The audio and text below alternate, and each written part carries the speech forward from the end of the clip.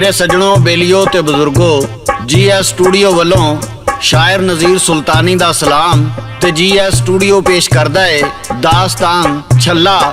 इस दास्तान दी फरमाइश करदे ने 6 तग शोरकोट तो चौधरी अरशद चट्ठा जट, अमान सलाले तो हाजी मुहम्मद शरीफ, विहाड़ी गड़ा मोड़ तो अब्दुल रजाक, सियालकोट तो हाजी गुलाम हैदर, निक्के दौलताने तो बाबा मुनीर, रावलपिंडी तो राणा जाफर, काले वाला चीमा तो ज़काउल्ला चीमा।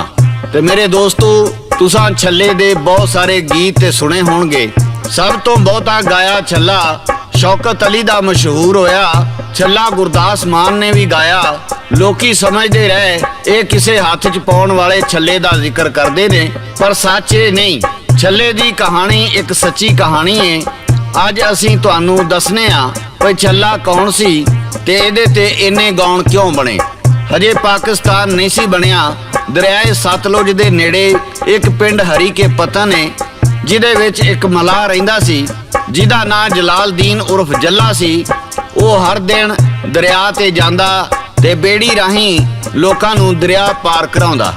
अल्लाह ने उन्होंने एक पुत दिता जिहदा नां उन्हें छल्ला रखिया। छल्ला कोई 9-10 साल दा होया सी ते ओदी मां मर गई। जल्ला बड़ा परेशान होया ते वो छल्ले नू अपने नाल दरिया ते ले जान लग पिया। वेला लंघदा गया। एक दिन बेड़ी विच कुछ लोग आके सवार हो गए ते जल्ले दी तबीयत अचानक खराब हो गई। सवारियां कहन लगियां असीं हुण की करिए, दूजी कोई बेड़ी भी नहीं। जल्ला कहन लगा मैं बेड़ी नहीं ले जा सकदा। ते इस तो बाद फिर की होया ये तुहानू गा के सुणांदे ने सादक पट्टी बाग मोड़ वाले ते रिकॉर्डिंग करदे ने लाला जी ते लिखदे ने शायर नज़ीर सुल्तानी।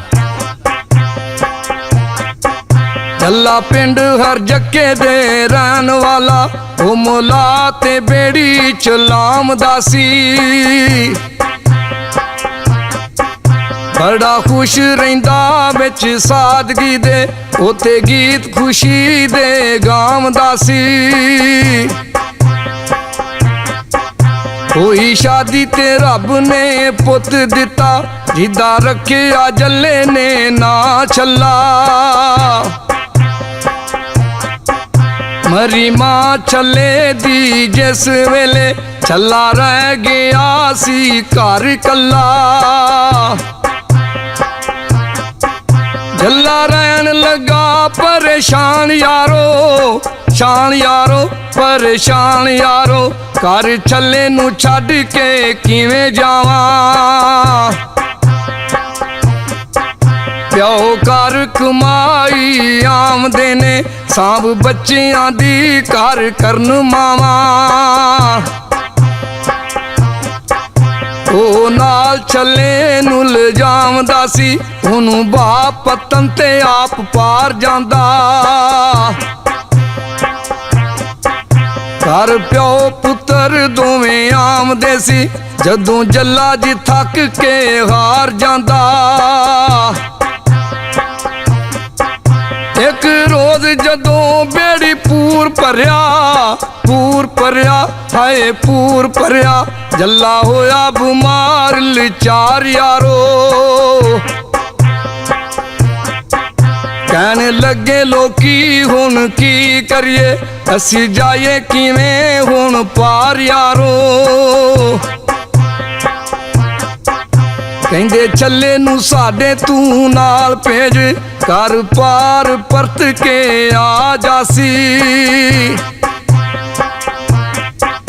बेड़ी होर कोई नहीं परेशान होए, लोकी सारे सन यारो पारवासी।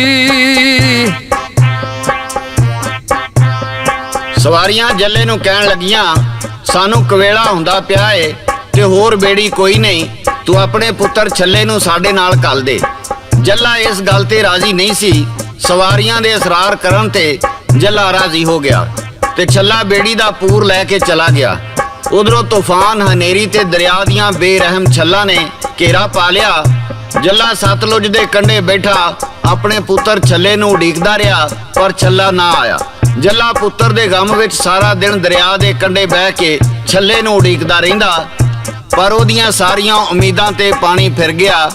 छल्ला कदी भी मुड़ के ना आया ਤੇ ਇਸੇ ਤੋਂ ਹੀ ਗੁਲੂਕਾਰ ਕਹਿੰਦੇ ਨੇ, ਛੱਲਾ ਮੁੜ ਕੇ ਨਹੀਂ ਆਇਆ, ਮੱਲਿਆ ਦੇਸ ਪਰਾਇਆ, ਵੇ ਗੱਲ ਸੁਣ ਛੱਲਿਆ ਛੋਰਾ, ਲਾਇਆ ਹੀ ਡਾਡਾ ਝੋਰਾ। ਇਹ ਗਾਣੇ ਇਸੇ ਤੋਂ ਹੀ ਬਣੇ ਸਨ, ਇਸੇ ਤੋਂ ਹੀ ਗਾਏ ਜਾਂਦੇ ਸਨ। ਤੇ ਜੱਲਾ ਕਦੀ ਪਾਣੀ 'ਚ ਹੱਥ ਮਾਰਦਾ ਤੇ ਕਦੀ ਰੇਤ ਦੇ ਟਿੱਬੇ ਤੇ ਖਲੋ ਕੇ ਆਵਾਜ਼ਾਂ ਮਾਰਦਾ, ਪਰ ਛੱਲਾ ਨਾ ਆਇਆ। ਛੱਲਾ ਬੇੜੀ ਪੂਰੇ ਵਤਨ ਮਾਹੀ ਦਾ ਦੂਰੇ, ਵੇ ਗੱਲ ਸੁਣ ਛੱਲਿਆ ਛੋਰਾ, ਵੇ ਡਾਡਾ ਲਾਇਆ ਹੀ ਝੋਰਾ। ਜੱਲੇ ਦੀ ਸਾਰੀ ਜ਼ਿੰਦਗੀ ਬਾਕੀ ਦੀ ਛੱਲੇ ਦੀ ਯਾਦ 'ਚ ਗੁਜ਼ਰੀ। ਉਹ ਨੀਮ ਪਾਗਲ ਹੋ ਗਿਆ ਸੀ, ਉਹਨੂੰ ਪੁੱਤਰ ਦੀ ਯਾਦ ਨੇ ਪਾਗਲ ਕਰ ਦਿੱਤਾ ਸੀ। ਜੱਲੇ ਦਾ ਗਮ ਸਾਦਕ ਭੱਟੀ ਪੇਸ਼ ਕਰਦਾ ਹੈ ਤੇ ਸ਼ਾਇਰ ਨਜ਼ੀਰ ਸੁਲਤਾਨੀ ਲਿਖਦਾ ਹੈ ਤੇ ਲਾਲਾ ਜੀ ਰਿਕਾਰਡ ਕਰਦੇ। ਛੱਲਾ ਆਇਆ ਨਾ ਮੁੜ ਕੇ ਬੇੜੀ ਲੈ ਕੇ, ਬੇੜੀ ਲੈ ਕੇ, ਹਾਏ ਬੇੜੀ ਲੈ ਕੇ। ਜੱਲਾ ਗਮ ਦੇ ਨਾਲ ਨੰਡਾਲ ਹੋਇਆ, ਰਹਿੰਦਾ ਬੈਠਾ ਉਹ ਕੰਢੜੇ ਰੋਜ਼ ਯਾਰੋ, ਉਹ ਹਾਲ ਤੋਂ ਵੀ ਬੇਹਾਲ ਹੋਇਆ। ਬਾਜਾ ਮਾਰਦਾ ਛੱਲੇ ਨੂੰ ਰੋਜ਼ ਯਾਰੋ, ਛੱਲਾ ਨਜ਼ਰੀ ਉਸ ਨੂੰ ਆਮਦਾ ਨਹੀਂ।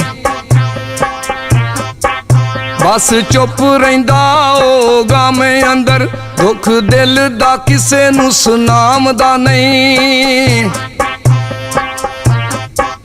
ਹੱਥ ਪਾਣੀ ਦੇ ਵਿੱਚ ਉਹ ਮਾਰਦਾ ਜੀ, ਮਾਰਦਾ ਜੀ, ਹਾਏ ਮਾਰਦਾ ਜੀ। ਛੱਲਾ ਹੱਥ ਉਹਦੇ ਨਾ ਆਮਦਾ ਜੀ। ਜੱਲਾ ਰੋਂਦਾ ਸੀ ਕੰਢੇ ਦੇ ਉੱਤੇ ਬਹਿ ਕੇ, ਉਹ ਗੂੰਜ ਵਾਂਗੂ ਕਰ ਲਾਮਦਾ ਜੀ। ਫਿਰ ਛੱਲੇ ਤੇ ਬਣੇ ਜੀ ਗੀਤ ਸੂਰੇ, ਹਰ ਬੰਦਾ ਸੀ ਉਸ ਨੂੰ ਗਾਵਦਾ ਜੀ।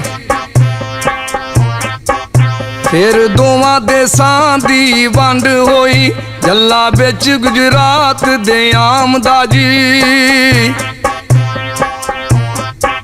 ਫਿਰ ਦੋਵਾਂ ਦੇਸਾਂ ਦੀ ਵੰਡ ਹੋਈ, ਜੱਲਾ ਵਿੱਚ ਗੁਜਰਾਤ ਦੇ ਆਮਦਾ ਜੀ।